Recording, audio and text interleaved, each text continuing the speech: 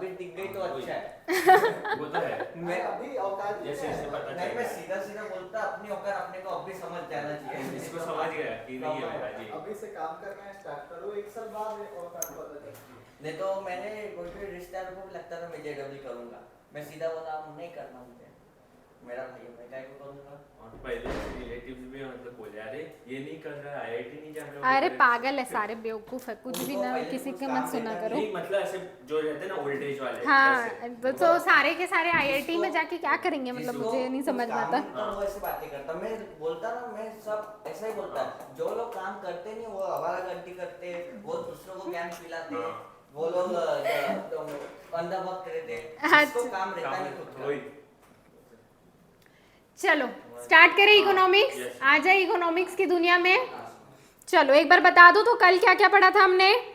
कल चलो, education बताओ तो। के ये लेवल्स पढ़े थे। हाँ कितने लेवल्स होते हैं? Primary education, secondary, higher education and higher education. Last topic जो हमारा चल रहा था हायर एजुकेशन। ओके सर्व शिक्षा अभियान के बारे में पढ़ा था। हाँ। अटल बिहारी वाजपेयी ने ये किया था उसके बाद। अटल बिहारी वाजपेयी ने लिखा चलता क्योंकि इसमें मेंशन नहीं है। हाँ एज लिमिट है हाँ 6 to 14 years. Provide compulsory and free education. Okay compulsory and free education सभी को राइट है। सो बेसिकली सर्व शिक्षा अभियान के अंडर आपका कौन सा है? Right to education. Okay second हमने देखा था, सेकंड क्या था? Secondary and higher secondary. राष्ट्रीय शिक्षा कौन सा था? राष्ट्रीय शिक्षा माध्यमिक अभियान किस लिए चलाया गया था? To improve the quality and overall access, मतलब जितने भी स्टूडेंट हैं सबको एक्सेस मिले, सबको ये राइट मिले कि वो सेकेंडरी एजुकेशन में आ सके। ओके फिर हमारा चल रहा था हायर एजुकेशन। हायर एजुकेशन में हमने क्या देखा था कि गवर्नमेंट ऑफ महाराष्ट्र क्या कर रही है? एक्सपैंड कर रही है अपॉर्चुनिटीज, ताकि आपको आप जो वहाँ पे सीख रहे हो, जो आप बेसिकली हायर एजुकेशन में सीख रहे हो, वो आपकी रियल लाइफ से रिलेट कर सके। आजकल गवर्नमेंट जितने भी कोर्सेज प्रोवाइड कर रही है उसका बेस मेन यही रहता है कि आपको टेक्निकल स्किल्ड आपकी डेवलप्ड हो। थ्योरिटिकल ज्ञान आपका कब तक काम आएगा? जब तक आप अभी पढ़ रहे हो, ठीक है। लेकिन यही इसके बाद आप जब जॉब करोगे वो करोगे तो ये आपका प्रैक्टिकल लाइफ में, राइट। अच्छा चलो एक एग्जांपल जस्ट, जैसे अभी आप जो पढ़ते हो, क्यों दिया है आपको? क्यों दिया है आपको? मैनेजमेंट क्यों है? अभी आपको ओसीएम की अगर बात करें, क्यों दिया है आपको ओसीएम? क्योंकि आगे अगर जाके आप मैनेजमेंट के बारे में पढ़ोगे या इन फ्यूचर, तो आपको थोड़ा सा आइडिया होगा कि कैसे चीजें मैनेज होती है, एक कॉर्पोरेट सेक्टर कैसे मैनेज होता है, वहाँ पे मैनेजमेंट कैसे काम करता है। ओके जो अभी पढ़ रहे हो ना, वो कभी ना कभी आपको जब आप जॉब करोगे, आपका स्टार्टअप होगा, तो वो चीजें आपको रिलेट, भले ही थोड़ा सा टाइम लगेगा बिकॉज, लेकिन कभी ना कभी कि हाँ हमने कभी ये पढ़ा था। जैसे अगर बात करते हैं थ्योरी सब्जेक्ट एसपी की, तो क्यों पढ़ते हैं? बिकॉज अभी जैसे कंपनी के बारे में पढ़ रहे हो, कंपनी सेक्रेटरी के बारे में पढ़ रहे हो, बोर्ड ऑफ डायरेक्टर के बारे में पढ़ रहे हो, कंपनी कैसे फॉर्म होती है उसके बारे में है। तो ये सारी चीजें आपको कब काम आएगी? जब आप किसी कंपनी के सीए या सीएस रहोगे, तब अभी जो आप थ्योरी पढ़ रहे हो तब आप वो रियल देख पाओगे, क्योंकि आप खुद ही कंपनी क्रिएट करने वाले, आप सेक्रेटरी रहोगे, सीएस रहोगे, आप सारी चीजें हैंडल करोगे, तब आपको ये सारी कि भाई हाँ ये हमने पढ़ा था, तो वो थ्योरी है। और जब आप प्रैक्टिस करोगे तो वो आपका रियल रहेगा। ओके चलो आ जाते हैं आगे। चलो नेक्स्ट टॉपिक हमारा चल रहा था हायर एजुकेशन में गवर्नमेंट क्या कर रही है। अच्छा मुझे बताओ, लिबरलाइजेशन, प्राइवेटाइजेशन एंड ग्लोबलाइजेशन, ये तीनों जो पॉइंट है आपके, एलपीजी शॉर्ट में बोलते हैं, पढ़ा है क्या कभी इसके पहले? ग्लोबलाइजेशन, प्राइवेटाइजेशन पढ़ा है। हाँ लिबरलाइजेशन ऐसे पढ़ा नहीं। हाँ लिबरलाइजेशन मैंने पढ़ा था। ओके अगर बात करते हैं क्या, अच्छा चलो बताओ तो, जो फिर उसके बाद मैं बताती हूँ। हाँ बताओ जो आपको समझ आ रहा है। मैंने पढ़ा था शायद। हाँ यस लिबरलाइज करना कंट्री को। अच्छा चलो बाकी जिसको याद आ रहा है, हाँ बोलो। एक मिनट सोचने दो। हाँ सोच लो चलो। मुझे याद है। हाँ और क्या था उसको याद कर मतलब एक सोसाइटी के लिए। सोहम आप मेरे मतलब स्माइल देख के समझ जाओ मैंने एसपी के पेपर के मार्क्स आपको मैं कैसे बताऊं यार। आप 2 दिन से कहाँ गायब हो? 24 मिले उसको, 24-25 मिले होंगे। चलो मतलब हाँ बताओ लिबरलाइजेशन। आई मीन कंट्री को कंट्रोल करने के लिए और पीपल को ऐसे एक साथ जुड़े बनने के लिए वो लिबरलाइजेशन वो टर्म। हाँ चलो थोड़ा थोड़ा सही बोल रहे हो। हाँ चलो बताओ आपने क्या पढ़ा है। हाँ प्राइवेटाइजेशन के बारे में। प्राइवेटाइजेशन मतलब जो कॉर्पोरेट सेक्टर है वो बढ़ता है, गवर्नमेंट अपनी जो प्रॉपर्टी है वो कॉर्पोरेट सेक्टर को हैंड ओवर करती है। एग्जांपल है श्री नरेंद्र मोदी जी अडानी को जो एयरपोर्ट से वो बेच रहे हैं, एयर इंडिया बेच रहे हैं, LIC बेच रहे हैं, जो भी बेचने का उनका काम चल रहा है सब प्राइवेटाइजेशन के अंदर आता है। और ग्लोबलाइजेशन यानी वो है, हमें तो पूरा एक चैप्टर था इसमें। हाँ ग्लोबलाइजेशन बताओ तो। मतलब अगर बढ़ते हुए इंडस्ट्रीज वगैरह बाकी दूसरे कंट्री से जो आ रहे हैं टॉयज वगैरह वो सब ग्लोबलाइजेशन। मतलब चाइना का भी चिप टॉय है तो हम लोग जो इंडिया के वो चिप टॉय प्रेफर करेंगे क्योंकि वो उसका अमाउंट सस्ता है। चलो बिल्कुल सही, ठीक है। चलो अगर बात करते हैं लिबरलाइजेशन, हाँ बोलो। इसकी क्वालिटी भी जो रहती हाँ वो अच्छी रहती है। चाइना का माल चल गया तो शाम तक, नहीं तो चांद तक।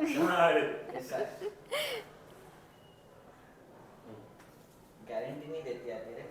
तो चाइना प्रोडक्ट्स अपने कंट्रीज इकोनॉमी को ग्लोबल इकोनॉमी से कनेक्ट करने को ग्लोबलाइजेशन बोलते हैं। Good Ajinkya, good good. Okay so हम नो प्रॉब्लम बोलूंगा मैं सर।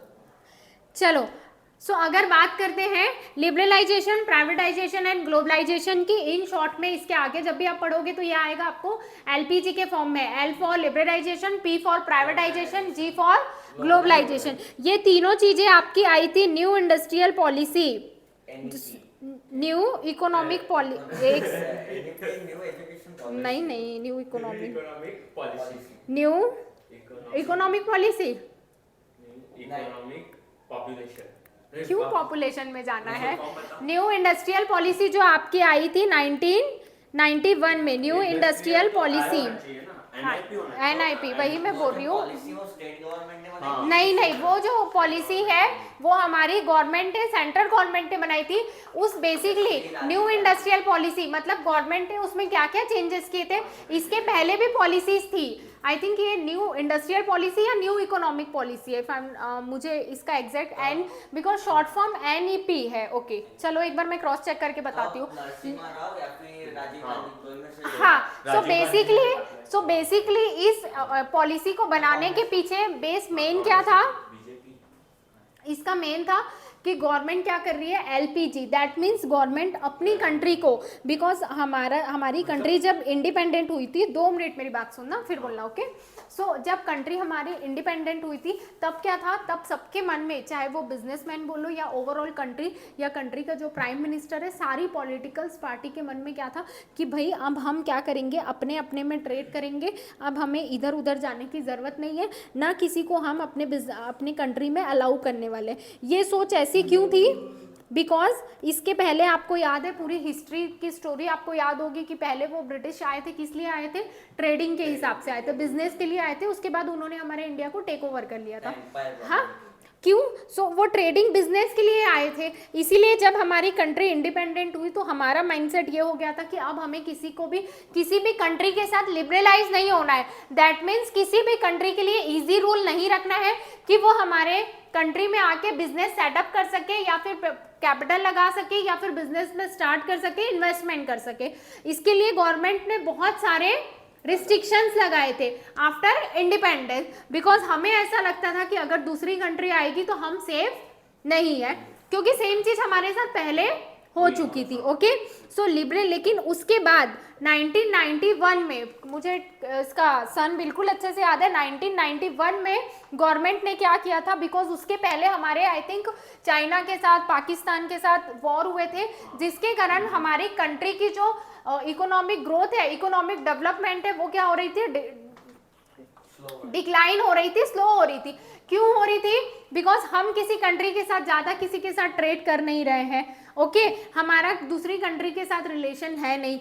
ओके और उस टाइम पे प्राइवेटाइजेशन भी जैसा कुछ था नहीं, तो ओवरऑल हमारी कंट्री की इकोनॉमिक डेवलपमेंट अफेक्ट हो रही थी। तो धीरे धीरे गवर्नमेंट को रियलाइज हुआ, तो उन्होंने क्या किया, जब न्यू पॉलिसी बनी तो बेसिकली उन्होंने क्या किया, सबसे पहले कंट्री को लिबरलाइज करना, मतलब रूल्स और रिस्ट्रिक्शन, बेसिकली लिबरल वर्ल्ड करना। लिबरल वर्ड का मीनिंग ये है कि जो रूल्स और रेगुलेशंस है उसको स्लो डाउन करना, मतलब फ्रीडम प्रोवाइड करना। सो गवर्नमेंट ने यहाँ पे बहुत सारे रूल्स और रेगुलेशन में क्या किए, चेंज किए, लिबरल किए, ताकि जो फॉरेन इन्वेस्टमेंट है वो हमारी कंट्री में, फॉरेन जो आपका इन्वेस्टमेंट है वो हमारी कंट्री में आ सके और हमारा जो ओवरऑल इकोनॉमिक डेवलपमेंट है, इकोनॉमिक ग्रोथ है वो हो सके। सो पर्टिकुलर लिबरलाइजेशन की बात करें, मतलब जितने भी फॉरेन इन्वेस्टमेंट से रिलेटेड रूल्स थे, रेगुलेशंस थे, उसमें गवर्नमेंट क्या कर रही है, अगर बेसिकली हिंदी में बोले तो उसमें ढील दे रही है या फिर आपको छूट दे रही है कि भाई ठीक है हम अपने लॉ को क्या कर रहे हैं, लिबरल कर रहे हैं, मतलब थोड़ा इजी कर रहे हैं। मतलब ओके हाँ बोलो। जो कंपनीज है फॉरेन की वो अच्छे से इंडिया में इजीली आ सकती है। इसके पहले रिस्ट्रिक्शंस बहुत थे, नहीं आपको इतना नहीं करना है, ऐसे नहीं करना है, मतलब गवर्नमेंट ने इतने रिस्ट्रिक्शंस लगाए थे।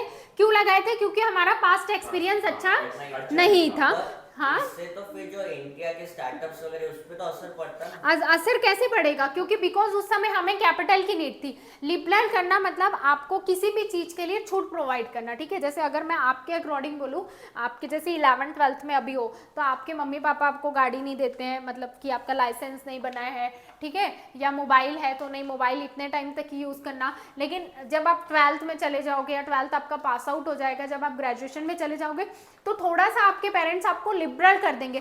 दैट मीन्स आपको थोड़ी सी ढील दे रहे हैं, छूट दे रहे हैं। किस चीज़ के लिए? कि भाई आप अपने तरीके से कुछ चीज़ करना चाहते हो तो कर लो।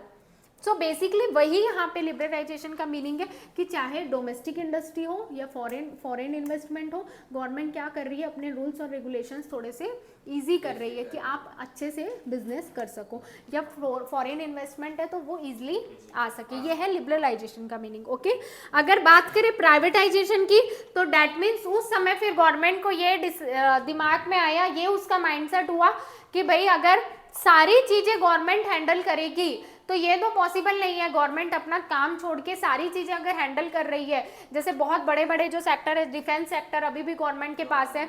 ओके सो जो बड़े बड़े मेन सेक्टर है वो गवर्नमेंट ने अपने पास रखे, लेकिन जो उतने इंपॉर्टेंट सेक्टर नहीं थे उसको गवर्नमेंट ने क्या किया, प्राइवेटाइज किया। That mean private overall general public को उसने क्या किया, अपने सेल किए। प्राइवेटाइज करना मतलब जो काम गवर्नमेंट कर रही थी अब गवर्नमेंट ने किसके हाथों में दे दिया, प्राइवेट पर्सन, चाहे प्राइवेट इंस्टीट्यूट हो चाहे प्राइवेट कंपनी हो, उसको क्या कर दिया, टेक ओवर कर दिया। मतलब अगर किसी सेक्टर का गवर्नमेंट के पास पहले 100% था, तब उस 100% में से अगर गवर्नमेंट ने 60% सेल कर दिया तो ये क्या हो जाएगा, प्राइवेटाइजेशन। अगर गवर्नमेंट के पास ओके जस्ट 1 सेकेंड सोहम, हाँ आपके क्वेश्चन में आते हैं, एक सेंटेंस कंप्लीट करके। सो अगर गवर्नमेंट 100% शेयर गवर्नमेंट के पास है, कोई पर्टिकुलर सेक्टर है, जैसे डिफेंस सेक्टर की बात करें, डिफेंस सेक्टर को गवर्नमेंट कभी भी प्राइवेटाइज नहीं करते हैं, मैं जस्ट एग्जांपल ले रही हूँ। सो 100% गवर्नमेंट के पास है, उसमें से गवर्नमेंट 60% किसी और को सेल कर रही है, कोई और परचेज कर रहा है। दैट मीन्स 60% कोई और परचेज कर रहा है, तो अब जो 60% वाला है वो ओनर होगा या गवर्नमेंट ओनर होगी? ओनर कौन होगा बताओ तो? गवर्नमेंट कैसे ओनर होगी? गवर्नमेंट के पास तो 40% ही है। नहीं 60% वाला ओनर है, पर गवर्नमेंट ही उसको करेंगे। कंट्रोल गवर्नमेंट नहीं कर सकती है, यही है प्राइवेटाइजेशन का मीनिंग। अगर गवर्नमेंट क्या करेगी, सिर्फ गवर्नमेंट क्या कर रही है, बेसिकली उन्हें सारा फंक्शन, उन्हें सारा मैनेजमेंट संभालने के लिए दे रही है। हो सकता है कुछ टाइम पीरियड तक गवर्नमेंट उसमें नजर रखेगी, उसके बाद वो सारा क्या हो जाता है, प्राइवेटाइज हो जाता है। यही मैं आपको बताने की कोशिश कर रही हूँ। And one thing more, privatisation उन सारी चीज़ों का गवर्नमेंट ने किया था जो धीरे धीरे किस में जा रहे थे, क्योंकि अब ये तो आप सभी को पता है, जब तक कोई चीज़ गवर्नमेंट के हाथों में रहती है वो लॉस में ही चलती है, और जैसे ही वो प्राइवेटाइज होती है अचानक से प्रॉफिट जनरेट होने लग जाता है, राइट। चाहे बस का लो, बस सर्विसेज का लो, रेलवे का लो, जब तक वो गवर्नमेंट के हाथ में है, सो गवर्नमेंट ने वो सारी इंडस्ट्री जो कंटिन्यू लॉस में चल रही थी या जो बंद पड़ने की कगार पे थी, मोस्ट ऑफ द इंडस्ट्री को गवर्नमेंट ने क्या कर दिया, प्राइवेटाइज कर दिया कि अब प्राइवेट वाले अपना कैपिटल लगाए, इन्वेस्टमेंट करें, और उसके बाद वो उन्होंने उसे किस में कन्वर्ट किया, प्रॉफिट में कन्वर्ट किया। तो ये है बेसिकली प्राइवेटाइजेशन का मीनिंग। अगर गवर्नमेंट 60% सेल कर रही है तो गवर्नमेंट ओनर नहीं रहेगी, सामने वाला पर्सन ओनर हो जाएगा। हाँ बोलो। प्राइवेटाइजेशन के वजह से कॉमन पीपल का नुकसान हो रहा ना, क्योंकि गवर्नमेंट अडानी को दे दी। अभी हाँ। अडानी वो नहीं हाँ, ये आज के टाइम में गलत है, लेकिन ऐसी उस टाइम पे 1991 में गवर्नमेंट ने जब उस टाइम पे जो डिसीजंस था, उस टाइम पे ये डिसीजन बिल्कुल सही था। Because of the liberalization, privatization के कारण गवर्नमेंट जो अपना मेन वर्क है उस पर गवर्नमेंट ने फोकस किया, और प्राइवेटाइजेशन के कारण इंडस्ट्री की ग्रोथ हुई। बहुत सारी जो लॉस में इंडस्ट्री चल रही थी उसने क्या किया, प्रॉफिट जनरेट किया। अगर अभी के हिसाब से आप बोल रहे हो तो बिल्कुल सही है। जो इम्पोर्टेंट चीज है, जैसे अगर बात करें एयरपोर्ट की, ट्रेन भी गवर्नमेंट प्राइवेटाइज नहीं कर सकती और मेरे अकॉर्डिंग करना भी नहीं चाहिए। ओके, बिकॉज होता क्या है, ये जो बहुत इंपॉर्टेंट चीजें हैं इसमें भी अगर दूसरे सेक्टर को प्राइवेटाइज कर दिया तो वो अपना प्रॉफिट देखेगा। सो इससे सोशल वेलफेयर नहीं हो रहा है। तो चलो हाँ बोलो। पब्लिक को लॉस हो रहा है, बिल्कुल सही बात है। पहले गवर्नमेंट ने जब देती थी तब थोड़ा तो नजर रखती होगी। हाँ, एक थोड़े टाइम पीरियड के लिए। और प्राइवेटाइजेशन वाला भी जिस भी किसी पर्टिकुलर पर्सन को तो नहीं होता है, पूरी एक इंडस्ट्री होती है। तो जिसे भी गवर्नमेंट प्राइवेटाइज कर रही है उसने इतना सारा पैसा देके गवर्नमेंट से वो इंडस्ट्री परचेज की है, तो वो पागल तो होगा नहीं कि वो लॉस में बिजनेस करेगा। समझ रहे हो आप मेरी बात? अगर उसने गवर्नमेंट से 60% शेयर परचेज किए हैं तो उसके लिए उसने गवर्नमेंट को कितना कैपिटल दिया होगा, गवर्नमेंट फ्री में तो बांट नहीं रही है। सो अब वो 60% वाले पे भले ही गवर्नमेंट नजर रखे या ना रखे, उसका बेस एम क्या होगा कि अच्छी क्वालिटी सर्विस प्रोवाइड करके, जो भी सर्विसेज है उसमें क्वालिटी, सो उससे क्या जनरेट करना, प्रॉफिट जनरेट करना, राइट? चलो हाँ के अंदर दिया टाटा वगैरह तो रिस्क नहीं है, हाँ, पर जो ट्रस्टेड नहीं उसके इसमें दिया तो रिस्क है। चलो बिल्कुल सही बात है। चलो सोहम का क्वेश्चन है, मैम क्या लिबरलाइजेशन से सोशल डेवलपमेंट होता है?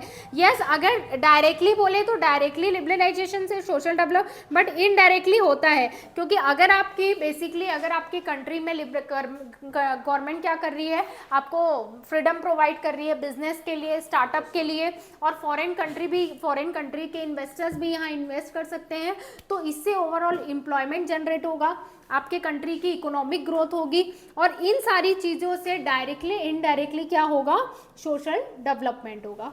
ओके, चलो क्लियर है क्या? चलते हैं थर्ड पॉइंट पे, बात करते हैं ग्लोबलाइजेशन की। ठीक है, भले ही इसमें थोड़ा सा टाइम लगेगा, लेकिन ये आपका बेस है, मतलब इकोनॉमिक का न्यू इंडस्ट्रियल पॉलिसी का बेस बोले तो LPG, that is liberalization, privatization and globalisation.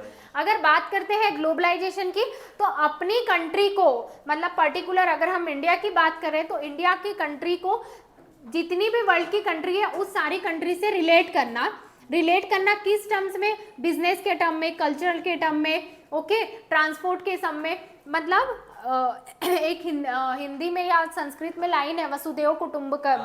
हाँ, सो यही लाइन आपकी परफेक्टली इसके लिए सही है। ग्लोबलाइजेशन मतलब पूरा वर्ल्ड ही हमारी, हाँ, क्यों? बिकॉज अगर हम ग्लोबलाइजेशन में जाते हैं, G20 प्रेसिडेंसी के लिए, बट G20 का पूरा मालूम नहीं, G20 सबको सर्कुलेट होती रहती है India. Yes, too much globalization is also very harmful. बस अगर बात करें 1991 की, तो उस टाइम पे ये जरूरी था सोहम, इसीलिए गवर्नमेंट ने किया था, क्योंकि बहुत ज्यादा ही हमारी कंट्री रिस्ट्रिक्टेड कंट्री थी। आगे G20 हर चलो। साल मिलता है, G20 की प्रेसिडेंसी हर कंट्री को मिलती है, और इंडिया को बहुत लेट मिला है। वो इंडिया के शर्म के लिए इतना लेट मिला, और ये जश्न मना रहे। G20 का ना डेवलपिंग है ना, बाकी सारे कंट्रीज वैसे, कोई भी डेवलपिंग कंट्री को जल्दी मिल गया था, इंडिया को लेट मिला। अच्छा बताओ, तो ग्लोबलाइजेशन होने से क्या बेनिफिट्स हो सकते हैं, क्या एडवांटेज है? फॉरेन कंपनीज हमारे कंट्री में आती है, हाँ। हमारे कंट्री में इन्वेस्ट करती है, हमारे जो कंट्रीमैन है, हाँ। जो लोग हैं उनको एम्प्लॉयमेंट मिलती है। Good foreign point. कंट्रीज का जो ये रहता है अपना प्रोडक्ट, वो उसकी क्वालिटी और वो सब, उससे हमारा डोमेस्टिक प्रोडक्ट भी इम्प्रूव होता है। Very good point. चलो बताओ तो सूरज। लोगों को उनके बिजनेस में भी प्रॉफिट होता है। हाँ गुड पॉइंट। मार्केट में कंपटीशन बढ़ने की बढ़- वजह से बढ़- जो बाकी कंपनीज है वो भी उनके प्रोडक्ट्स में पर डेवलपमेंट हम कभी कभार ये जो फॉरेन प्रोडक्ट्स आते हैं उसके कारण जो ऐसा मतलब बना रही है जैसे खेलिया वगैरह, पर वो अभी प्रॉफिट में चल रहा है फिर भी, अरे वो ऐसे ही कंपनी है उनका एक वक्त ऐसे 2015 हाँ, मैंने भी सुना है। में पहली बार नाम सुना कि ये अच्छा, उसमें आए थे क्या? जो खेल क्या क्या उसमें शार्क टैंक में था हाँ, क्या, है ना? था शायद से। नहीं, हाँ, वो मैंने ये सुना है। अमिताभ बच्चन उसके एडवर्टाइज करता खेलिया की। हाँ यस, तो- गुड पॉइंट अजिंक्य, फॉरेन खेलिया करेंसी जैसे- इंडिया में आएगी, यस। खेलिया जैसे जो रहते कंपनी जो ऐसे टॉयज वगैरह बनाते हैं वो कभी कभार लॉस में भी जा सकते हैं। जा सकती है, बिल्कुल जा सकती है, बिकॉज उनका Foreign रेट का- बहुत ज़्यादा है और फॉरेन का Foreign कट। का कम। अब मेरी बात सुनना, क्या ये पॉइंट सही होगा क्या कि अगर हम ग्लोबलाइजेशन हो रहा है, मतलब हमारी कंट्री के दूसरे कंट्री से अच्छे रिलेशंस हो रहे हैं, तो वॉर के हाँ, चांसेस chances कम हो जाते हैं। अगर Yes, yes, हमारे कल्चरल रिलेशन, फाइनेंशियल रिलेशन दूसरी कंट्री से इम्प्रूव हो रहे हैं। एक ग्लोबलाइजेशन का एक डिसएडवांटेज ये होता है कि हम दूसरी कंट्री पे बहुत ज़्यादा, मतलब अगर कोई पर्टिकुलर कंट्री है तो वो ग्रेन्स के लिए, किसी भी चीज़ के लिए किसी दूसरी कंट्री पर बहुत ज़्यादा डिपेंड है, तो वॉर के टाइम में ये सिचुएशन अराइज होती है कि फिर वहाँ उस कंट्री को वो सप्लाई नहीं मिलता है, तो ये डिसएडवांटेज है। एडवांटेज ये है कि वॉर के चांसेस कम हो जाते हैं, वर्ल्ड वाइज पीस जनरेट होता है, बिकॉज सब एक दूसरे से कनेक्टेड है, तो सब मिल के काम कर रहे हैं, तो सबका बोलना है कि भाई शांति बनाए रखो। सो ये है आपका ग्लोबलाइजेशन। फिर भी अभी भी ऐसे ही अपने नहीं, लोग थर्ड हैं। वर्ल्ड वॉर होने वाला था जब अच्छा सोवियत यूनियन मतलब रशिया एक हाँ, था पता। और अमेरिका एक था, हाँ। बहुत कोल्ड वॉर चालू था, हमको था वो, तब वो दोनों का चालू था, तो सब बिखरे बिखरे हो गए, जापान उसकी तरफ 100 इसकी तरफ। anti पर अमेरिका इंडिया मतलब को- नेहरू जी ने वो ये सबको समझाया, उन्होंने नहीं बोला इंडिया किसमें पार्टिसिपेट नहीं करेंगे, बोले यस अजिंक्य, गुड पॉइंट। और ग्लोबलाइजेशन वो का खत्म, एग्जांपल इंडिया है। को आगे लेके आए। नहीं तो उसके वजह से रिलेशन एक के साथ खराब होते थे इंडिया के या फिर अमेरिका के साथ या रशिया इसी के के किसी एक के साथ अभी खराब भी होते इंडिया थे। neutral है, जब भी हाँ, इसका चल रहा है ना तो वो ऐसे नेहरू जी तो- के वजह से हो रहा है, और नेहरू ने क्या किया मतलब ये किया, पर वो फिर भी तो नेहरू को ही बोलते। नेहरू ने ही इसरो बनाया, वही, फिर भी बोलते कांग्रेस ने क्या किया। सबसे पहले तो नेहरू को बोलते हैं, तो ये किया नेहरू। वो तुमने वो रॉकेट ये सारी चीजें ना पढ़ने की जरूरत है, पता है, लोग ना मान के विश्वास कर लेते हैं। वो कॉमन लोगों को पहले- मालूम नहीं, और व्हाट्सएप पे जो भी उनका आईटी वो- सेल हाँ। डालता है उस पे विश्वास बस करता है। बस बस यही चीज हो रही है, उसमें यही भी चीज तो हो रही है। और लोग भरोसा करते हैं। दादी ने भी ऐसा कुछ तो पढ़ा था कि मून में किसी ने तो घर बना दिया। और किसमें? मून अच्छा, में, अच्छा। हाँ, और वो दादी विश्वास करने लगी। फिर मेरे और मेरे पापा सोशल सेम मीडिया में देखना हमारे नहीं। यहाँ भी ऐसे सोशल है। मीडिया की वजह से ही अफवाह फैलती अब जाती वो है। बोर्ड आप- का भी पता नहीं, वो बोल रहे 2 बार होगी वगैरह। वो सब अफवाह है, कुछ ऐसे नहीं। कुछ नहीं होने वाला है। मिनिस्ट्री का उसने मतलब बोला है कि बीच में क्या आता था, टाटा की एनिवर्सरी है, वो सबको टाटा हाँ ये मुझे भी आया यार, बस कर लो अभी। हल्दीराम। चलो आगे चले, क्या लिबरलाइजेशन, प्राइवेटाइजेशन एंड ग्लोबलाइजेशन। ये लास्ट में मैं आपसे फिर मीनिंग पूछने वाली हूँ। हाँ कॉल आ रहा है क्या, अटेंड कर लो। चलो आगे चलते हैं। The state enact the new Maharashtra public university act 2016 किसके लिए, की फोकस किसमें था, एकेडमिक ऑटोनॉमी को प्रमोट करने के लिए। दैट मीन्स उन सारी एक्टिविटीज को प्रमोट करना जिससे क्या हो रहा है, आपका डेवलपमेंट हो रहा है, कल्चरल डेवलपमेंट हो रहा है, बेसिकली ओवरऑल मतलब एकेडमिक के साथ साथ जो आप पढ़ते हो सिलेबस वो आपका एकेडमिक में आता है, और उन सारी एक्टिविटी को भी फोकस करना जिससे आपका ओवरऑल डेवलपमेंट हो। हाँ बोलो, आप कुछ बोल रहे थे। मैं बोल रहा था कि पहले जो ISRO है, अभी ISRO बोलते, पहले नाम अलग था उसका। किसका? ISRO नहीं था पहले नाम, हाँ। जब नेहरू के वक्त जो था हाँ, हाँ। वो नाम अलग था। नेहरू ने जो बनाया था वो शायद ISRO ऐसा कुछ तो भी था, वो 1969 में चल के वो इसरो किया उसका। हाँ, वो वही कुछ नेहरू अलग ने था। बनाया। पर नाम उसका अलग था। अभी चेंज, ISRO फिर उस टाइम के बाद हाँ, चेंज किया। यस हाँ। पहले ISRO नहीं था। और जो बैंक वगैरह है, उनको सबको गवर्नमेंट ने नेशनलाइज बनाया। Government हाँ ने उस टाइम पे उन्होंने ही किया हाँ, था उस नेशनलाइज time बैंक, और ये जरूरी है, प्राइवेट बैंक के साथ साथ नेशनलाइज बैंक रहना भी जरूरी है, ताकि प्राइवेट बैंक वालों पे भी दबाव रहे, प्रेशर रहे। IMF रहता, वो कब किया था उसी वक्त क्या? IMF था आपका, आई थिंक वो उसका इस टाइम पीरियड में था। नेहरू थे, शास्त्री जी थे, इंदिरा गांधी सब स्टार्टिंग में ये थे ना, तो इन्होंने उस समय सारी ये पॉलिसीज पर थी। ऐसे देखे तो मैम जो कॉमन लोग हैं जो व्हाट्सएप और वो देखते हैं, उनको तो कुछ पता ही कुछ नहीं मतलब। पता है उनको, वही ये तो बहुत इन्होंने दिक्कत है। पूरा ब्रेन वॉश कर दिया ब्रेन BJP वॉश ने। कर दिया, ये बहुत हो रहा है अभी, ये सेम मतलब मैं तो मतलब मेरी ऐसा मम्मी के लगता है साथ ही है। इंडिया के लोग बहुत डम है जैसे। गया चंद्रयान 3 हुआ ना लैंड, तो मोदी का वो स्पीच सुना मैं, हाँ ठीक ठाक बोला, मुझे ऐसा इतना लगा नहीं कि उसका गड़बड़ एआई है। जनरेटेड ही लग रहा था वही। कल तो ऐसे, मतलब इंसान जो रहता लग नहीं रहा था वो, क्या मालूम ऐसे। चलो चलो चर्चा करेंगे इस विषय में, अभी हम आगे का पढ़ते हैं। चलो, की फोकस था कि आपके एक्सीलेंस पे skilled based education, skilled based education that means जो भी आप एजुकेशन अभी आपका चल रहा है उससे आपका स्किल्ड डेवलप होना चाहिए। मतलब अगर आप कोई करियर ऑप्शन चूज कर रहे हो तो 12th के पास आपके बाद अपॉर्चुनिटी रहनी चाहिए कि स्किल जनरेट, किसी चीज़ की तो स्किल होगी ना आपके पास। सो बेसिकली वही गवर्नमेंट आपसे चाह रही है कि अगर आप एजुकेशन हो तो कैसा एजुकेशन हो, स्किल्ड बेस्ड, ना कि सिर्फ थियोरिटिकल एजुकेशन। ओके, पर इंडिया में तो सब यही है। यही है, धीरे धीरे चेंज आ रहा है। मतलब आपके एक एक साल के जो कोर्सेस होते हैं स्किल बेस्ड, स्किल्ड बेस्ड। चलो आपकी भी बात मान ली मैंने। चलो आगे चलते हैं। Through the democratic process in higher education. अच्छा चलो देखो तो Maharashtra is the also first state था जिसे ये ग्रांट रिसीव हुआ 20 करोड़ का research and RUSA that is research and innovation and quality improvement. किस लिए? जो आपका राष्ट्रीय उच्चतर शिक्षा माध्यमिक अभियान था, उन्होंने क्या क्या, हाँ हाँ, उच्चतर शिक्षा अभियान इज अ सेंट्रली स्पॉन्सर किया था। कितने 20 CR का था और महाराष्ट्र फर्स्ट स्टेट था जिसे ये रिसीव्ड हुआ था।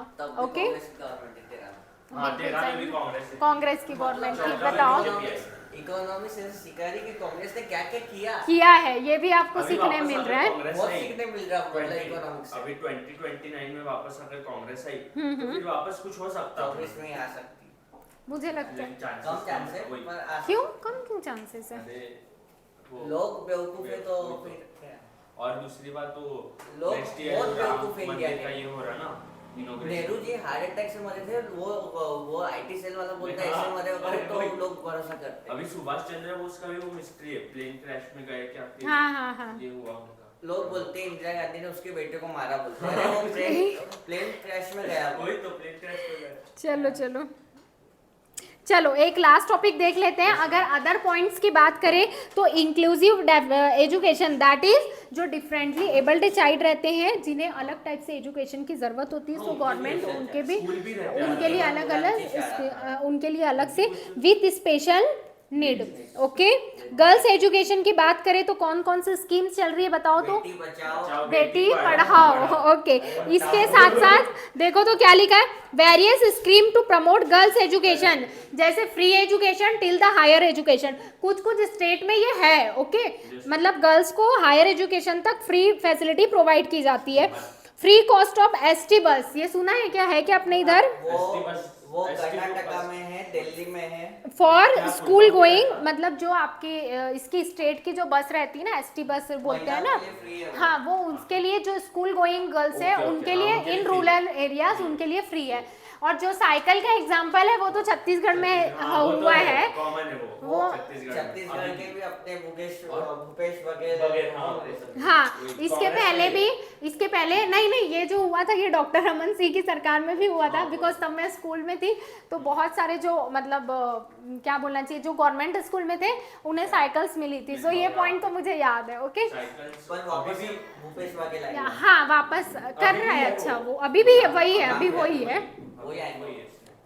सो ये सारी स्कीम्स इशू की गई ताकि गर्ल्स एजुकेशन को प्रमोट कर सके। हाँ बोलो। अगर छत्तीसगढ़ में हम जाएंगे, ट्रैफिक मतलब अभी भी वैसे ही कम है बहुत ट्रैफिक, मतलब एज पर रायपुर की मैं बात करूंगा, नहीं है ज्यादा ट्रैफिक। रायपुर छत्तीसगढ़ में आता वही। हाँ तो वही रायपुर, बाकी जगह इतना ट्रैफिक नहीं है, वही इतना नहीं है, पर हाँ अभी थोड़ा डेवलपमेंट बहुत हुआ है।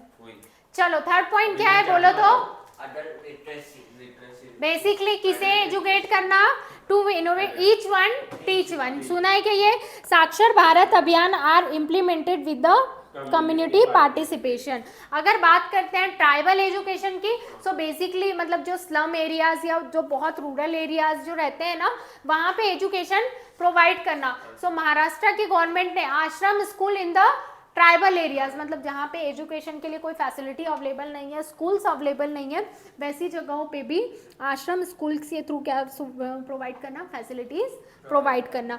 उन्हें क्या मिलता है, सारी चीज़ें, एकोमोडेशन, फूड, यूनिफॉर्म, राइट, मतलब कुछ कुछ, हाँ ये भी छत्तीसगढ़ में बीच में ये स्कीम चल रही थी, मतलब जिनके पास फूड वहाँ पे खाना भी मिलेगा आपको, यूनिफॉर्म, एजुकेशनल्स के जितने भी मटेरियल है वो फ्री ऑफ कॉस्ट। कितने हैं?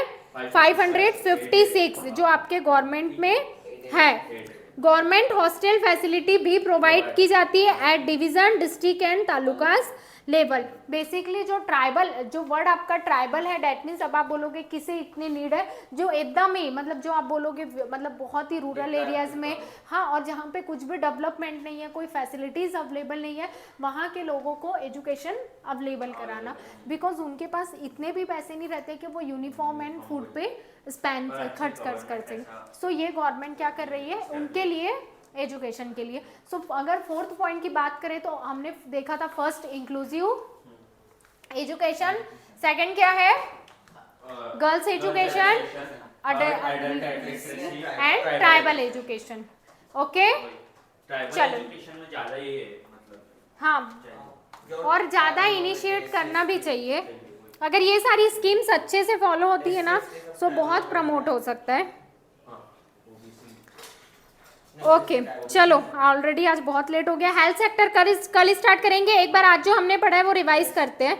चलो, एक टॉपिक हमारा चल रहा था लिबरलाइजेशन, प्राइवेटाइजेशन एंड ग्लोबलाइजेशन। चलो ऑनलाइन वाले भी फटाफट से एक बार सबका मीनिंग बता दो तो। हाँ चलो बताओ, स्टार्ट करते हैं विनीत आपसे।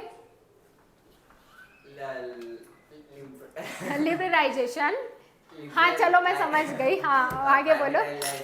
हाँ, ग्लोबलाइजेशन, इन सबके वजह से जो वर्ल्ड की ओवरऑल डेवलपमेंट होती है, हाँ, फॉरेन कंपनीज इंडिया में आती है। 1991 में गवर्नमेंट ने ये पॉलिसी बनाई थी जिसकी वजह से ये एनकरेज किया फॉरेन इन्वेस्टमेंट इंडिया में आने के लिए, हाँ, लोगों को एम्प्लॉयमेंट मिलने के लिए, लोगों का विकास होने के लिए विकास होने के लिए, विकास आना जरूरी है। हाँ, और जो लोगों को क्वालिटी प्रोडक्ट्स सप्लाई करने के लिए, हाँ, कंपटीशन बढ़ाने के लिए, वेरी गुड। और चलो, कैपिटल इंडिया में लाने के लिए।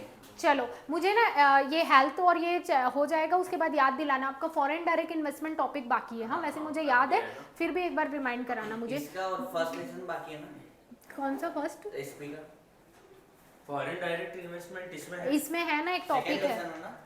क्या बाकी है एसपी का? फर्स्ट लेसन बाकी है ना मेरा। हाँ आपका बाकी है, वो पता है नहीं, आपका एफडीआई सबका ही टॉपिक मतलब ये एफडीआई यहाँ पे बीच में इंडस्ट्री सेक्टर के बीच में था ना, इसलिए मैंने बोला कि लास्ट में कराती हूँ अलग से, इसीलिए तो ध्यान रखना वो टॉपिक बाकी है। ओके, एफडीआई टॉपिक हमारा बाकी है। ओके चलो बताओ तो सूरज, क्या है प्राइवेटाइजेशन?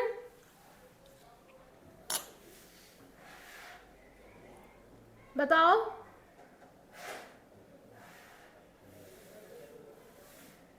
चलो सोचने का टाइम ले लो, चलो जब तक बताओ तो अर्णव। प्राइवेटाइजेशन यानी वो कंसेप्ट कहता है कि सपोज एक गवर्नमेंट ने, हाँ, जैसे 100 रुपए है तो उसमें से 60 रुपीज किसी को दे दिए, हाँ, तो अब वो गवर्नमेंट थोड़े दिन के लिए ध्यान रखेगा, हाँ, बाद में वो 60% जिसको उसने दिया ओनरशिप, हाँ, तो वो उसका हो गया। Yes. अब वो सोचेगा कि वो 60 पैसे से वो क्या करेगा, क्या कर सकता है, तो कैसे डेवलप कर सकता है, वो है प्राइवेटाइजेशन। अच्छा चलो, ग्लोबलाइजेशन। ग्लोबलाइजेशन यानी जो इंपोर्ट जो दूसरे कंट्री से आता है, सपोज टॉयज रहते हैं, तो वो टॉयज जो है वो किसी ने मतलब बनाया, हाँ, चाइना के मतलब चाइना के हाँ, वाले कंट्री ने बनाया वो टॉय, तो वो ग्लोबलाइजेशन में आएगा। और हमारे ग्लोबलाइजेशन से बेनिफिट ये होता कि जो जैसे कि अजिंक्य ने बोला वॉर्स हाँ, रहते हाँ, तो कम हो जाएंगे, कम हो जाएंगे, वर्ल्ड में पीस क्रिएट होगा, पीस क्रिएट होगा, उसके बाद फ्रेंडशिप के चांसेस बढ़ेंगे। हाँ, सो ओवरऑल क्या हो रहा है, प्रॉफिट भी होगा, हाँ, अपने कंट्री में भी प्रॉफिट जनरेट होगा। ग्लोबलाइजेशन का रिवॉल्यूशन भी था, पर उसके बाद भी वर्ल्ड वॉर 2 हुआ ही था बराबर, क्योंकि लोगों को शांति रास नहीं आती है। इंडिया का बहुत मतलब मेन भूमिका थी, इसलिए वो रुका, नहीं तो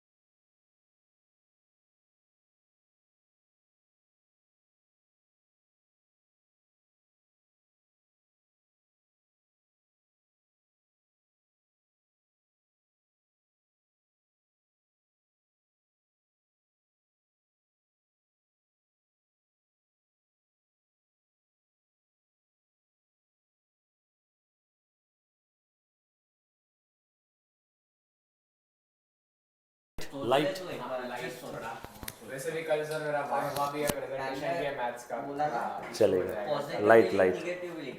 एसपी क्या पॉजिटिव है क्या नेगेटिव है, फिर तो हाँ दोनों ऐसा लिख। तो अगर तू वैसे लिखेगा ना तो तेरे को मैथ्स के पॉजिटिव मिलेंगे सिर्फ 3 टॉपिक कॉमन है 18 में से। तू दोनों और के प्रोज एसपी एंड कॉन्स निकाल एसपी और नहीं इसकी सबसे इच्छा क्या है, इसको मैथ्स करना है, हाँ मालूम है क्या। तो इसके पापा क्या बोले, इसको मैथ्स का फोबिया जो है ना वो निकालना है। मैंने बोला वो निकल जाएगा। तो जैसे मैंने उसके पापा को ये चीज़ समझाई, बोला पोस्ट दिवाली मेरे को तो वैसे भी मैथ्स लेना ही है, पूरा 0 से ही लेना है। मैथ्स में एक्स ही क्यों लेते हैं, वाई क्यों नहीं लेते, वो भी सब बताऊंगा वहाँ से। एक्स की जगह पे खाली डब्बा रखना पॉसिबल नहीं है ना, एक्स लिखने जाओ तो आसानी से आप लिख सकते हो। बहुत सारे बच्चों के सवाल आते हैं मेरे को, सर मैथ्स के अंदर में हर बार एक्स ही क्यों ढूंढते। अब कुछ लोगों ने मजाक कर दिया कि एक्स से नफरत है, एक्स को याद करता है इसलिए एक्स लेते, वैसा नहीं है उसका, है ना। उसके पीछे हर चीज़ के पीछे लॉजिक है। 1 हम लोग ऐसे ही क्यों लिखते हैं, वो बहुत सारी चीज़ों में, पुरानी चीज़ों में लॉजिक है। बट वो कैसा है कि जब अपने को उसकी सही ज़रूरत है। हाँ काफ़ी सारी चीज़ें दुनिया में, बहुत सारा सिलेबस है पढ़ने के लिए, मज़ेदार। स्पेस कितना अच्छा स्ट्रीम है यार, सिलेबस कितना अच्छा है। स्पेस पढ़ना है, किसी को स्पेस के बारे में जानकारी लेना है, लोगों की ज़िंदगी चली जाती है space, quantum physics, quantum mechanics समझते समझते। तो बहुत सारी चीज़ें अच्छी है पढ़ने के लिए। तेरे को प्रैक्टिस करना है ना, तू करना। समझ में आया क्या। प्रैक्टिस के लिए मैं तेरे को बहुत सारे दे दूंगा। अगले साल से सीबीएसई का मैथ्स लोगे क्या? अगले साल से किससे? हाँ नेक्स्ट ईयर से ले लूंगा ना। सिर्फ कैसा है मालूम है क्या, मैं उतना टाइम दे दूंगा सीबीएसई के लिए, अगले साल बच्चे आ जाएंगे मेरे को मालूम है। तो नेक्स्ट ईयर से मेरे को सीबीएसई का मैथ्स भी लेने में कोई दिक्कत वाली बात नहीं है। अपना तो काम ही हुआ है यार मेरे पास जीवन में, और काम ही क्या, नहीं तो मैं इधर चालू ही क्यों करता था। बट कुछ चीज़ें है ना, अब 11th-12th में जितने भी, उधर भी मेरे पास में एक एनुअल बैच चलता है जिनका 12th के साथ साथ सी फाउंडेशन चल रहा है। उन बच्चों का मैंने 12th में आने के बाद चेंज करवाया। उनका 11th में था मैथ्स, 12th में मैंने बोला एसपी ले लो, वो ले लिया। कुछ 2-3 बच्चे रहते कि जिनको नहीं सुनते, तो मैंने उनके पेरेंट्स से बात कर लिया, हो गया वो सारी चीज़ें। और मैं इनको बोला, मतलब तुम भरोसा रखो, तुम्हारे बच्चे का करियर मेरे हाथ में है। और ये बच्चा फाउंडेशन पास होगा तभी मेरे पास इंटर ज्वाइन करेगा, इंटर पास होगा तभी मेरे पास फाइनल आएगा, और ये फेल हो गया तो मेरे पास आएगा क्यों। तो मैं मेरी खुद की रोटी पे लात मारूंगा क्या, बोला। तो आप थोड़ा सा यकीन करो। कुछ बेटा तेरा बहुत अच्छा ऑप्शन है मुन्ना, तो मैं ले लेता साइंस। कॉमर्स स्ट्रीम के अंदर में जितनी अपॉर्चुनिटी है, कॉमर्स स्ट्रीम में जितनी अपॉर्चुनिटीज है ना, वो दिन बोला जेडब्ल्यू कर लेता। नहीं उतनी अपॉर्चुनिटीज नहीं है कहीं पे। साइंस में तो ऐसा लगता कि जेई वगैरह अच्छों का पसीना छूट मुझे एक बात बता, तू यहाँ पे ये करे कॉमर्स इंडस्ट्री के अंदर में, कॉमर्स इंडस्ट्री के अंदर में जो उस दिन मैंने उस दिन तुमको अपॉर्चुनिटी बताई थी कॉमर्स इंडस्ट्री की। हर एक इंसान को अपनी ज़रूरत है, हर एक इंसान को। इंजीनियर को निकाल देंगे पर अकाउंटेंट को कोई नहीं निकालेगा। कभी कभार रिग्रेट कर देता हूँ। और साइंस लेना चाहिए था। जेडब्ल्यू अकाउंट्स में अच्छा लग रहा है, इन पर पैसों के साथ खेल रहे हैं ना, बस। पूरी फील्ड ऐसी है, अच्छी है। जेडब्ल्यू वर्ल्ड टफेस्ट एग्जाम में सेकंड नंबर पे आता है। फर्स्ट में सीए है। एग्जाम क्रैक करना, उसको अच्छे को पसीना नहीं करना। फर्स्ट अमेरिका की कौन सी? भारत में, 60 के क्वेश्चंस मैं खुद अभी कर सकता भारत में one of the toughest exam CA का है। हूं। यूपीएससी सीए और जेई। बस फर्स्ट जेडब्ल्यू सेकंड पहले एडवांस फिर मेंस और फिर उसके बाद नीट आता। पहले एडवांस, फिर यूपीएससी, फिर सीए फाइनल, फिर नीट। सीए फाइनल 6 नंबर पर 6th सेमेस्टर क्लैट भी आता। क्या आज धीरे से लेजर स्टार्ट करें एकदम लाइट में, कि एंट्रीज की प्रैक्टिस करो। सर वो जो अच्छा आज काफी सारे बच्चे एब्सेंट है। 29 का ट्रांजैक्शन 24 और 29 का, अरे यार वो लाइक है रे बुक, किसी ने लाइक है, एक बार चेक कर लेते हैं। अपन ने बुक तो वहीं से लिया ही था ना यार, वो 24-29 वहीं से लिया हुआ है। वो तेरे पास में है क्या, वो तूने पहले लाई क्या बुक? हाँ ग्रेवाल की लाई है क्या, दिखा? ट्रांजैक्शंस नहीं है सर, नहीं है, एक भी नहीं है मेरे को। जीएसटी का ट्रांजैक्शंस है ही नहीं। हाँ सीबीएसई को नहीं है। हां शायद एसएससी की बुक से निकालेंगे सर। एडवांस है। कौन सा था बताना एक बार क्वेश्चन। वो क्वेश्चन पेपर अर्नब तुम लेजर का था, लेजर लेसन का है? नहीं जनरल नहीं, वो बड़े वाले क्वेश्चन की बात कर रहे हैं। अच्छा ये वाला 24 नहीं, ये वाला नहीं मालूम। 24 और 29 29 24 और 29 हाँ। सर 24 और 29। ला ला ला ला ला। वो आप डिसाइड हो गया तो आज एप्लीकेशन लिख ले, कल दे दे मेरे संग। मैं तो कल दे रहा, फाइनल है मेरा। दे अर्नव भी दे देगा। अर्नव मुन्ना तेरे भले के लिए रे बेटा। वो सर बोले ना मैथ्स में लास्ट पूरे ईयर एंड में 3-4 बच्चे ही बचते 80-90 के। अरे आगे अर्नव को थोड़ा प्यार से एक बार समझाना पड़ेगा बेटे को। मुन्ना है अपना। पर मेडिटेशन अभी आधा डालते रोज। अरे टेंशन किसने बोला? अरे कौन टेंशन लेता? इतना तू स्ट्रेस लेता है? अरे सर छोटी छोटी बात का ऐसा टेंशन लेता हूँ, उसका चेहरा ऐसा हो जाता है। नहीं रे स्ट्रेस मत लिया कर बेटा, ये उम्र थोड़ी है तेरी स्ट्रेस लेने की। सीए के इसमें क्या करेंगे? नहीं ये उम्र स्ट्रेस नहीं लेने की है। या मैं बताऊँगा स्ट्रेस लेने का कारण क्या है। स्ट्रेस कब आता है तुमको? जब तुम कोई डिसीजन लेते हो और वो तुम्हें डर रहता है कि डिसीजन में गलत हो गया तो क्या होगा, इसी कारण स्ट्रेस आता है। स्ट्रेस की ये डेफिनेशन है। तुम जब कोई डिसीजन लेते हो और तुमको लगता है कि अरे यार इसमें नहीं आया तो गलत हो गया तो क्या, तो उस कारण से स्ट्रेस आता है। तो इसीलिए एक जब तक कि तेरी उम्र 18, 19, 20 साल की 20 साल की नहीं होती तब तक की डिसीजन ले ही मत। तेरे पास तेरे मम्मा है, पापा है, गुरु है, उनसे पूछो। और ज्यादा ओवरथिंक करने से डिप्रेशन में आते हैं। हाँ ओवर थिंकिंग बिल्कुल नहीं करना बेटा। चीजें बहुत सिंपल रहती है लाइफ में। 1 + 2 = 3, ना 2.99 होता है ना 3.01 होता है। 1 + 2 = 3। अब वो 3 है तो है, अब उसके बारे में तू कितना भी सोचेगा तो वो चेंज होने वाला है क्या? कुछ चीजें एक्सेप्ट करना है। एक्सेप्ट किया तो चीजें एडवेंचर लगेगी, और एक्सेप्ट नहीं किया तो वो तेरे लिए फियर रहेगा। समझ में आया क्या? लोग पहाड़ी पे चढ़ते ऊपर में, बरोबर है, लोग ऊपर पहाड़ी पे चढ़ते, उनको मालूम है ऊपर खतरा है, वो एक्सेप्ट करते, तो उनके लिए पहाड़ी चढ़ना इज एन एडवेंचर। बट किसी ऐसे इंसान को पहाड़ी चढ़ा रहे जिसको डर लगता है, जबरदस्ती चढ़ा रहे, तो उसके लिए वो ही सेम प्रोसेस हो गया डर। चीजों को एक्सेप्ट कर तो एडवेंचर लगेगा, एक्सेप्ट नहीं करेगा तो डरेगा। चीजों को एक्सेप्ट करना रहता है बेटा। ग्रुप पे डाल, नहीं तो मुझे बोलना, मैं लिंक कर दूंगा सेंड। किसकी का? मेडिटेशन। अरे नहीं ऐसा मेडिटेशन मत करा, ऐसा कुछ कर जिसके वजह से तो ओवरथिंकिंग के बारे में भूल जाए। ऐसा मेडिटेशन मत कर। मेडिटेशन रोज भी करा तो अच्छा रहता। क्या और करेगा? साइकोलॉजिकल क्या करेगा मेडिटेशन में? ब्रीथ इन ब्रीथ आउट। नहीं सिर्फ ब्रीथ इन ब्रीथ आउट नहीं, उसमें एक म्यूजिक चलता, उसमें तुम्हें ध्यान में से बैठना पड़ता। हाँ। और वो जैसे जैसे वो बोलते हैं वैसा अपने फॉलो करना, पॉजिटिव विचार वगैरह उससे। ये सचिन के मैं देता हूँ आपको मॉडल आंसर। श्वास लो। भाई पता है सारे मेडिटेशंस के कुछ काम के हैं, थोड़े ऐसा ऑफेंड मत हो। ऐसा ऑफेंड मत हो। मैं ऐसा ऑफेंड दूंगा, एक साइकोलॉजिस्ट पे अपने बुलाऊंगा, फिर बोलूंगा क्या फायदे। महान हो आप। एक सब्जेक्ट है साइकोलॉजी का, हाँ, ह्यूमन साइकोलॉजी। चुप अभी चुप, बस भाई बस। महान हो आप, मान लिया।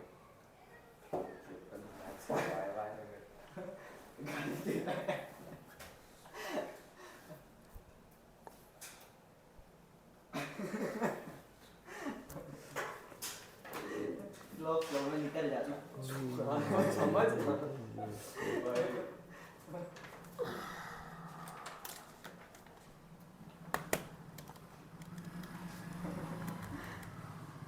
बस ना। क्या हंस रहा है बैठ के? बस तो फ्लो है। स्टिल पूछने वाले क्या? ये मैथ्स है भाई। मैथमेटिक्स फिबोनाची सीक्वेंस, ये तो कुछ नहीं, ये तो अभी भी छोटा सा है, मेरे को 100 करना बाद में इसको, ऐसे रफ है। ये कुछ नहीं है, हम लोग को इकोनॉमिक्स में 50 पेज का हैंड रिटन प्रोजेक्ट लेना है। कुछ भी टॉपिक लेना है, वो टॉपिक अपने हिसाब से। मेरा ये मनी लॉन्ड्रिंग इलीगल ले सकते हो तुम लोग, ऐसा drug trafficking, money laundering, human trafficking, जो लेना है बस ऐसा इंटरेस्टिंग बनता हाँ है। मस्त है, इंटरेस्टिंग लग रहा है। फिबोनाची सीरीज है और कुछ नहीं भाई। ये तो प्रिंट आउट में उसने गलती कर दी।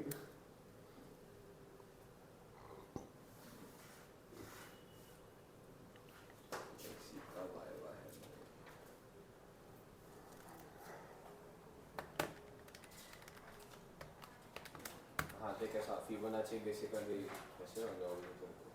कैलकुलस नहीं ये क्या है? अरे पैटर्न है, जैसे 0 फिर 1 आएगा, हाँ। फिबोनाची मतलब पिछले जो 2 नंबर्स हैं उनको ऐड करके नेक्स्ट नंबर आएगा, फिर 0 और 1 आएगा तो नेक्स्ट 1 आएगा, फिर 1 और 1, फिर पिछले 2 नंबर्स के 1 और 1, तो 1 + 1 फिर 2, तो फिर पिछला नंबर 1, 2 + 1 फिर 3, फिर 3 + 2 5, 5 + 3 8, 8 + 5 30. Okay got it. Sir CA plus 8 हाँ, तो सर बेसिकली सीए में सबसे हार्ड सब्जेक्ट कौन सा रहता? किसमें बेटा? सीए में डायरेक्ट टैक्स, अकाउंट्स। वो तो अकाउंट्स, अकाउंट्स वो सर अब डायरेक्ट किसी किसी का अकाउंट्स का बेस मजबूत है तो उसको अकाउंट्स इजी लगता है, किसी को कॉस्टिंग टफ लगता है, फिर किसी को टैक्स टफ लगता है। वैसे देखा जाए तो यार इंटरेस्ट डेवलप करने पे इंटरेस्ट डेवलप किया तो सारे सब्जेक्ट इजी। नहीं नहीं, सारे सब्जेक्ट तो अकाउंट्स, फाउंडेशन का अकाउंट्स मैथ्स, इंटर का अकाउंट्स, और अपने सीएस के अंदर में अकाउंट्स और एफएम फिनेंशियल मैनेजमेंट, बराबर है। सीए के अंदर में यही की सब्जेक्ट, फाउंडेशन में मैथ्स और वो तो अकाउंट्स मैथ्स दोनों। बाकी के दूसरे बाकी के दूसरे टेंशन मत ले, मेरे से टच मेरे को पता आज ना रात मेरी पे रात भर सोच रहा, वापस ओवरथिंकिंग कर ओवर थिंकिंग मत कर रहे मुन्ना। मैं क्या सीधा बोलता सीधा अभी एक पेज लेना, उसमें तेरे पूरे व्यूज लिखना, प्रोस क्या है उसके, एसपी के और कॉन्स क्या है। ऐसा कुछ मत करना, घर जाके सो जाना। नहीं एक बार फाइनल डिसीजन मतलब लेने के लिए अच्छा है, बस बाकी सोचना मत, और जो उसका कंक्लूजन आएगा वो लिख लेना, और उसके बाद वो फाड़ के फेंक देना और हमको बोल देना क्या है, फिर उसको देखना भी मत कभी, बस बात मान ले, किसी की बात मान ले, इसके अगेंस्ट कुछ बोला तो ये चढ़ जाएगा।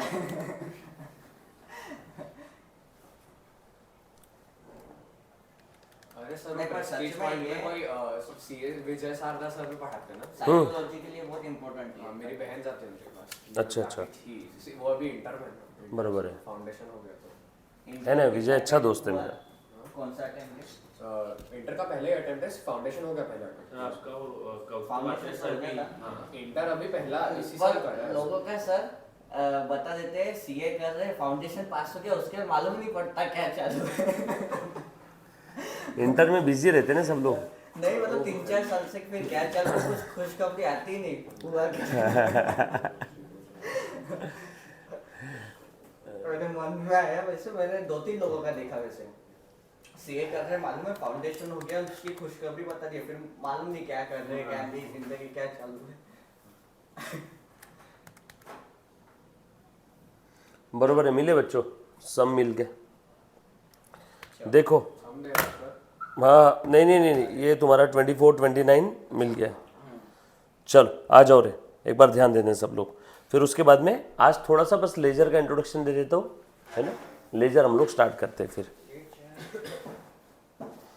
और सर वो भेरे सर ने उसमें कुछ है, ये देख, भाई तू वापस ये मैथ्स, हाँ उसमें क्वेश्चन पूछना था, ये देख, ये मैथ्स ही है पूरा, दिख रहा है क्या?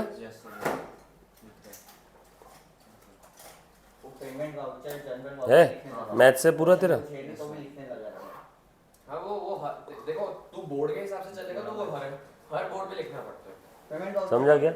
ये पूरा मैथ्स ही है, मैथ्स से ये एक दिन का लेक्चर है मैथ्स का, बुक में नहीं लिखा है, एक दिन का लेक्चर है। नहीं लिखा है। मैथ्स में कैसे चैप्टर बहुत है इसलिए, और जैसे सिलेबस चेंज हुआ ना, सबसे पहले मैंने एक ही चीज़ बोली, मैंने बोला सब लोग सबसे पहले एक काम करो, और वह ऐसा नहीं कि यूनानी मसली सारे टीचर मिल करके अपन डिसाइड करते। यस ओके, हमने टीचर से पढ़ा है। पूरा हाथ जोड़ लाना। दिया अजिंक्य, मैं एक बार बात कर लूँगा बेटा आपसे, है ना, फ़ोन पे बात कर लेंगे अपन। आ जाओ चलो बच्चों, देखो ध्यान देना यार सब लोग। अच्छा इसके आंसर्स बोल रहे हो ना, आंसर्स में भेज दूंगा मॉडल आंसर भी। मुन्ना प्लीज़ ध्यान देना, question number 29 sorry question number 10 test का एक आपका ये था ना, इसमें जर्नल एंट्री में जहाँ तकलीफ थी, आ जाओ देखो ज़रा ध्यान देना।